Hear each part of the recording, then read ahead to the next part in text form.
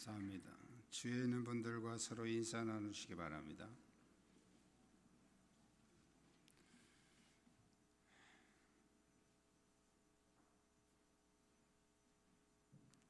오늘 본문은 지난주 본문과 이어지는 내용입니다.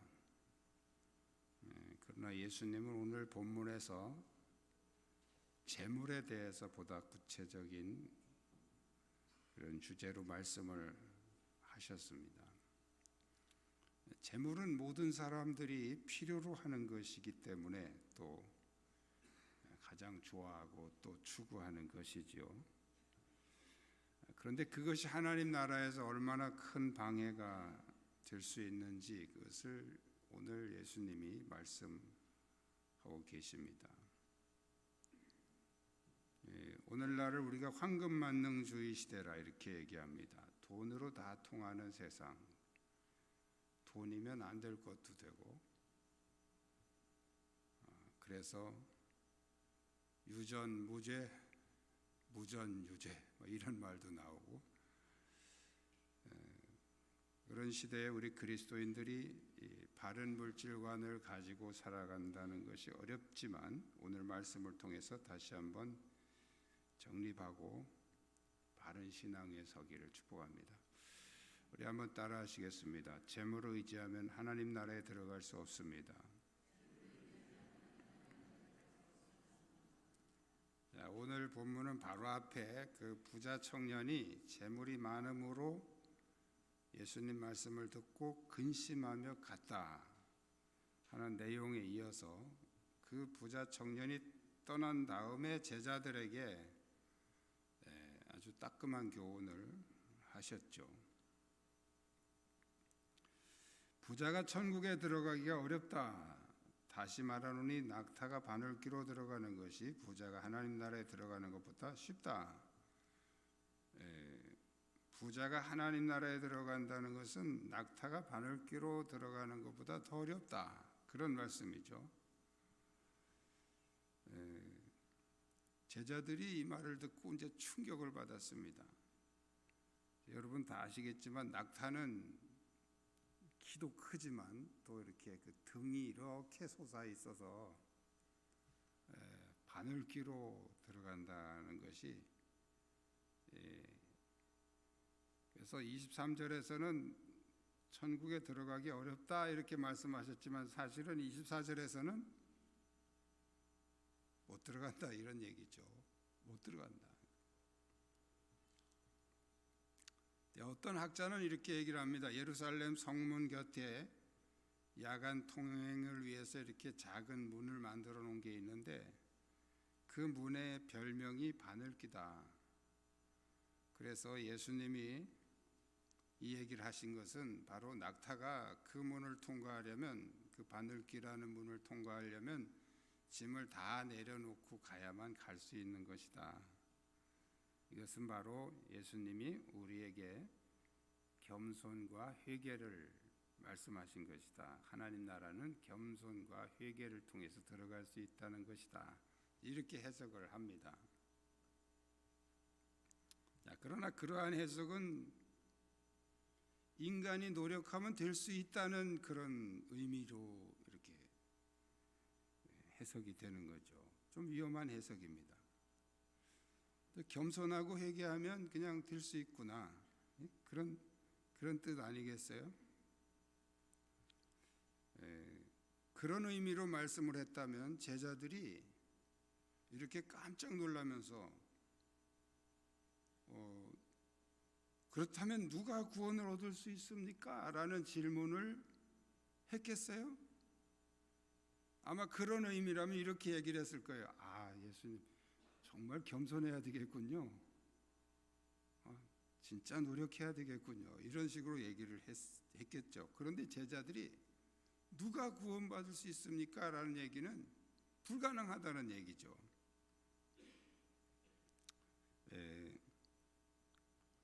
부자 청년이 재물을 버리고 예수를 선택했어야 되는데 이 재물을 버릴 수가 없어서 근심하면서 돌아갔죠.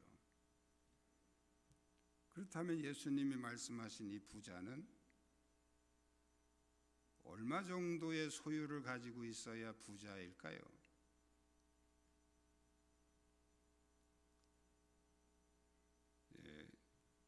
현재 우리나라에서는 2억 정도의 재산이 있으면 부자입니다.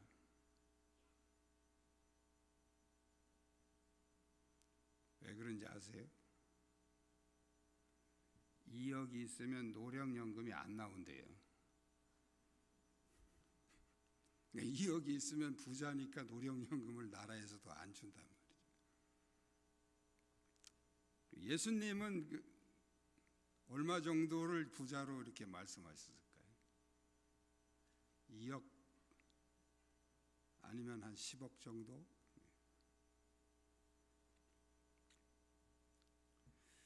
예수님이 말씀하신 이 부자는 어떤 소유하고 있는 정도의 문제라기보다도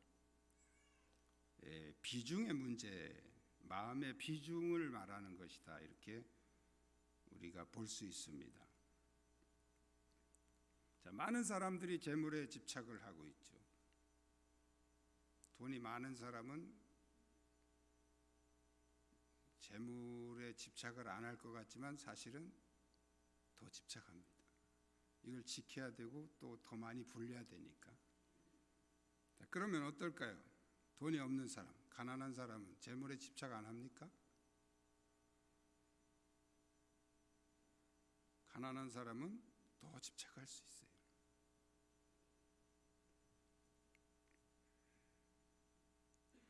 자, 그러니까 나는 부자니까 아이고 천국에 못 가겠네.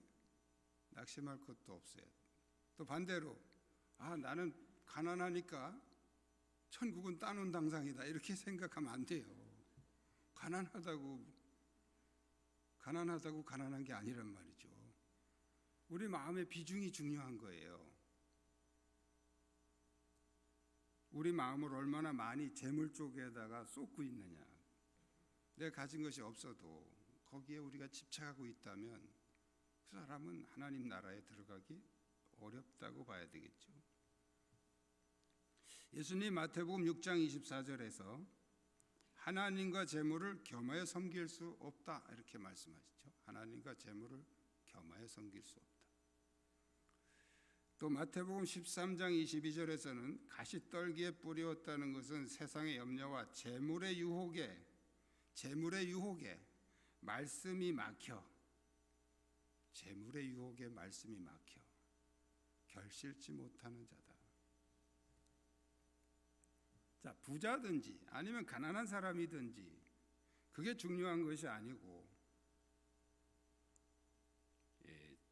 재물에 집착한다는 것은 재물이 내 마음을 점령하고 있다는 거예요. 우리 마음의 비중이 재물에 쏠려 있다는 거예요. 또 다른 말로 하면 그 재물이 나의 우상이 되었다는 거죠. 그래서 천국에 들어갈 수 없다는 거예요. 하나님이 계셔야 될 우리 마음을 재물이 다 지배하고 있다면 그 사람이 천국 갈 수 있겠느냐, 그런 의미로 우리가 받아들일 수 있습니다. 오늘 말씀을 들으면서 여러분들 중에서 재물이 있는 사람들, 재물이 좀 여유가 있는 분들은 내가 재물을 혹시 의지하고 있지 않은가, 그거를 검토하셔야 됩니다. 또 반대로 재물이 별로 없는 사람은 나는 천국에 쉽게 들어가겠다, 이렇게 생각하지 마시고 내가 이 재물에 여전히 집착하고 있지 않은가, 재물을 사모하고 있지 않은가, 그걸 검토하셔야 됩니다. 중요한 것은 우리 마음은, 우리 안에는 하나님이 계셔야 될, 그래서 성전이라는 말씀을 하고 있죠. 성전. 하나님이 우리 안에 거하셔야 될 성전인데, 여기 우리가 우리 마음에 이 재물에다 우리 마음을 쏟고 우리 마음의 비중이 재물 쪽에 많이 기울어져 있다면 오늘 본문에서 예수님이 말씀하신 그 부자가 아닌가.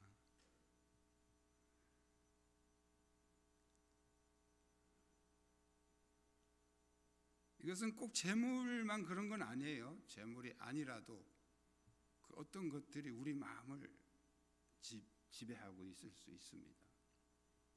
우리 마음이 많이 쏠려 있는 것이 재물이 아니라도 너무 이렇게 돈에만 우리가 딱 묶어놓고 생각할 부분이 아니란 말이죠. 그래서 우리는 우리 마음이 하나님께 얼마나 우리 마음이 하나님 쪽으로 치우쳐져 있는지 그 부분을 잘 검토를 해보셔야 된다는 거예요. 자, 두 번째는 우리 따라하시겠습니다. 구원의 문제는 오직 하나님이 하십니다. 자, 이 낙타가 바늘 끼로 나가는 게 부자가 천국 들어가는 것보다 쉽다 이렇게 얘기를 하시니까 깜짝 놀라서 제자들이 이렇게 말하죠. 그런즉 누가 구원을 얻을 수 있습니까? 예수님은 아주 간단하게 대답하십니다. 사람으로는 할 수 없으나 하나님으로서는 다 하실 수 있느니라. 자, 사람은 스스로 재물에 대한 집착을 버리고 하나님 나라를 선택하는 것이 불가능하지만 하나님께서는 하실 수 있습니다. 어떻게 하십니까? 성령으로 하십니다. 그 대표적인 예가 사도행전 4장에 나옵니다. 사도행전 4장 34절 제가 읽어드리겠습니다. 그 중에 가난한 사람이 없으니 이는 밭과 집 있는 자는 다 팔아 그 판 것의 값을 가져다가 사도들의 발 앞에 두매 그들이 각 사람의 필요를 따라 나누어 줌이라. 자기 소유를 다 팔아서 사도들에게 갖다 주니까 사도들이 그것을 가지고 필요한 만큼 사람들에게 나눠줬다. 유무상통이라고 하지, 한자어로 유무상통. 자기 거 다 팔아서 갖다. 이게 언제 일어난 사건입니까? 성령 충만하고 나서 일어난 사건이에요. 자, 오늘 본문에서 예수님이 하나님은 다 하신다 하는 말씀, 이것은 바로 사도행전에 있는 말씀이 증명해 주고 있어요. 성령 충만하면 가능해진다는 거예요. 우리가 이 재물에 집착하는 부분을 우리가 스스로 막 노력하고 해서 될 수도 있겠지만 거의 불가능하다는 거예요. 그런데 하나님이 하신단 말이죠. 어떻게? 성령 충만하게 하죠. 성령 충만하면 다 집착하지 않죠. 적어도 소유하더라도 집착하지는 않죠. 하나님이 우리에게 재물을 주시는 목적은 이 땅에 사는 동안에 하나님 나라를 준비하라고 주시는 것입니다. 그런데 사람들은 그것을 자기 소유로 생각하고 그 집착을 버리지 못하죠. 그 욕심을 버리지 못합니다.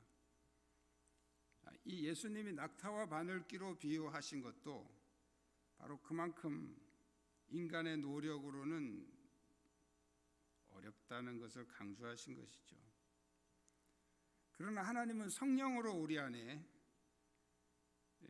욕심을 버리고 하나님께 집중하도록 능력을 주십니다. 그래서 아직도 내가 물질에 대한 집착을 버리지 못하겠다면 뭘 검토하셔야 되냐면 내가 지금 성령 충만한가를 검토하셔야 돼요. 성령 충만하면 그 부분은 그렇게 어렵지 않게 포기할 수 있고 하나님을 위해서 쓸 수 있는 능력이 주어지는 것입니다. 하나님은 헌금의 많고 적음에 초점이 있는 것이 아니라 그 마음의 비중이 얼마나 하나님 쪽에 있는가 그걸 보고 계시죠. 그래서 예수님께서 과부의 2렙돈을 칭찬하시는 것은 비율을 가지고 말씀하신 것이지 액수를 가지고 말씀하신 것이 아니단 말이죠. 과부의 2렙돈, 만약에 부자가 2렙돈을 냈으면 예수님은 책망을 하셨을 겁니다. 그런데 부자들을 많이 냈어도 예수님이 저 과부만도 못하다 이렇게 얘기하셨죠. 과부는 살림 전부를 냈지 않느냐. 비율이 중요한 거죠. 구원은 철저하게 하나님만 의지하고 예수 그리스도를 믿는 그 믿음 안에서만 가능합니다. 그런데 그 하나님을 의지하지 못하게 하고 그 예수님에 대한 믿음을 방해하는 강력한 요소가 물질, 재물이라는 거예요. 사람으로는 할 수 없으나 하나님으로서는 다 하실 수 있느니라 하는 말씀도 바로 성령의 능력으로 가능하다는 것을 말씀하신 것이죠. 구원의 문제는 오직 하나님이 성령을 통해서 하십니다. 할렐루야. 그래서 가능한 것이죠. 세 번째는 따라하시겠습니다. 주님을 위해 헌신한 자는 상급이 있습니다. 이제 여기까지 이야기가 되니까 이제 제자들이 한 가지 질문을 더 합니다. 그들은 주님을 따라가 모든 걸 다 버리고 자기들이 주님을 따라갔는데 그럼 우리에게는 어떤 상급이 주어질 것인가에 대한 궁금증이었죠. 예수님은 두 가지 상급을 얘기합니다. 하늘의 상급과 이 땅의 상급. 하늘의 상급은 이제 오늘 본문의 말씀 보면 영광의 보좌에 앉을 때에 너희도 12보좌에 앉아서 이스라엘 12지파를 심판하리라. 그것이고 땅의 상급은 이제 주님을 위해서 드린 것들이 여러 배를 받는다. 29절에 모든 것을 다 버린 자마다 여러 배를 받고 그랬어요. 예수님을 위해서 모든 것을 다 버린 자마다 여러 배를 받고 또 영생을 상속하리라. 영생은 하늘의 상급이죠. 여러 배를 받고 하는 말은 이 땅의 상급이에요.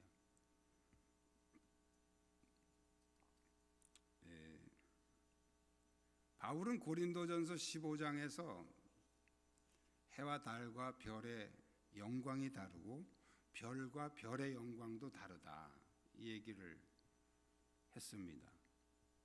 자, 우리가 하나님 나라에 대한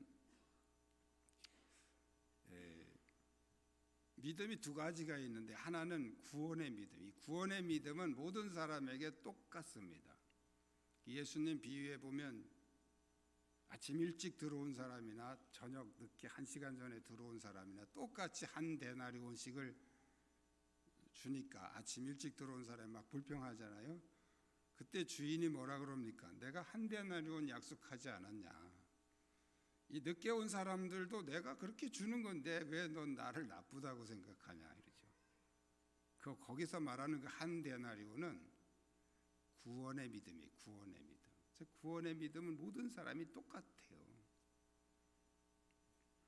그런데 이렇게 구원받은 사람들이 살아가면서 삶 속에서 하나님을 향해서 삶의 현장에서 드려지는 그 믿음은 다른 말로 하면 생활의 믿음이라. 이것은 상급이 있습니다. 상급이 다 달라요.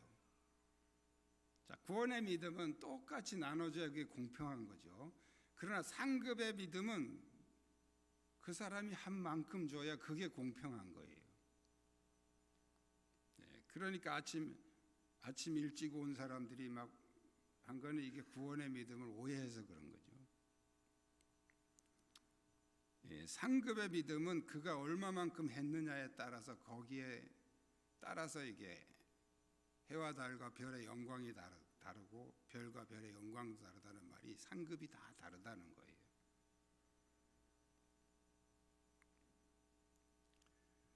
그래서 우리가 주님을 위해서 헌신한 것들은 하늘의 상급으로 약속하실 뿐 아니라 이 땅에서도 축복을 약속하셨습니다.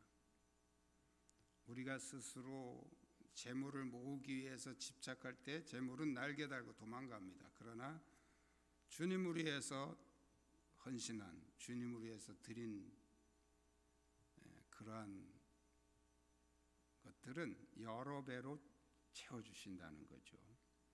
여러분이 이 상급의 주인공이 되시기를 축복합니다. 우리는 하나님 나라는 죽어서 가는 곳으로 이렇게 생각하는 분들이 많습니다.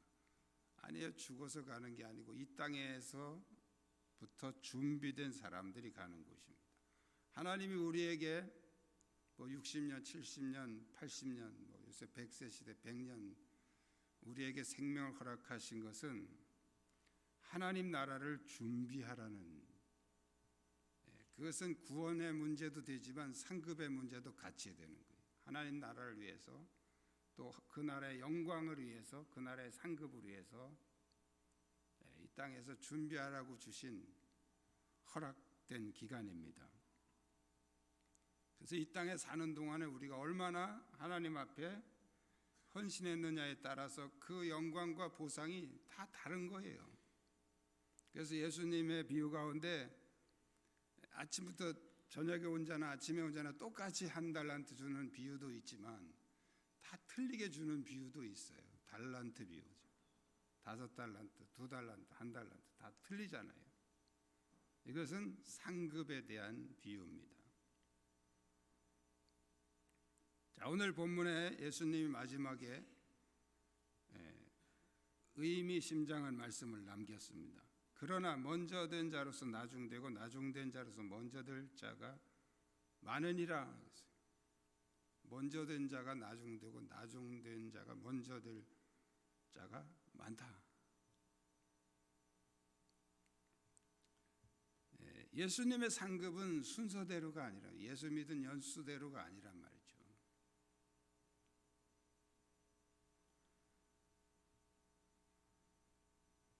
의외로 많은 사람들이 자기가 한 건 생각 안 하고, 저 사람 나보다 세례도 늦게 받았는데 뭐 이런 거 가지고 따지는 사람들이 있어요. 세례 일찍 받고 또 뭐 몇 대째 예수 믿고 뭐 예수 오래 믿고, 그런 거 그렇게 중요한 게 아니에요. 예수님이 보시는 것은 그 사람의 믿은 연수를 보시는 게 아니에요. 믿음의 분량, 헌신의 분량을 보시는 거죠.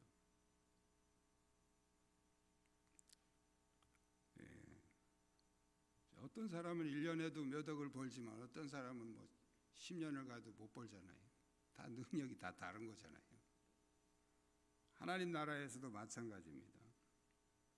예수님이 보시는 것은 그 사람의 어떤 헌신과 그 믿음의 분량을 보시는 것이지, 오래 믿어도 현찮게 믿으면 의미 없는 거예요. 오래 믿은들 뭐 하겠어요. 그래서 먼저 된 자로서 나중되고 나중된 자로서 먼저 될 자가 많다.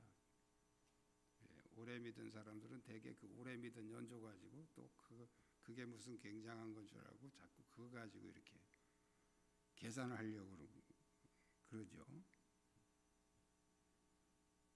이 마지막에 하신 이 말씀을 우리가 잘 기억하셔야 됩니다.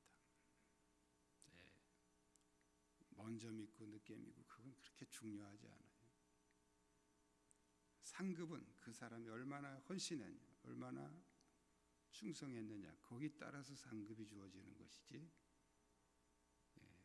오래되고 뭐 늦게 되고 그런 거에 의해서 주어지는 것이 아니죠.